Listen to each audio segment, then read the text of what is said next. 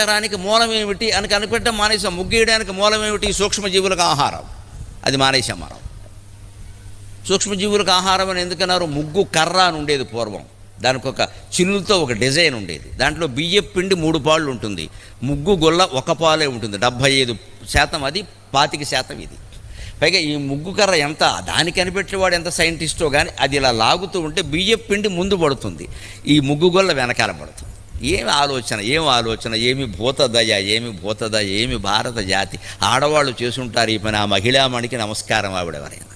ముగ్గు కర్ర అంచేది మనం ముగ్గు ప్రయోజనం నిజంగా నెరవేరాలంటే ముగ్గు కర్రతోనే ముగ్గు వేయాలి, లేకపోతే మీ చేత్తోనైనా వెయ్యాలి. లేదే ఎవరికీ నడుము వంగదో.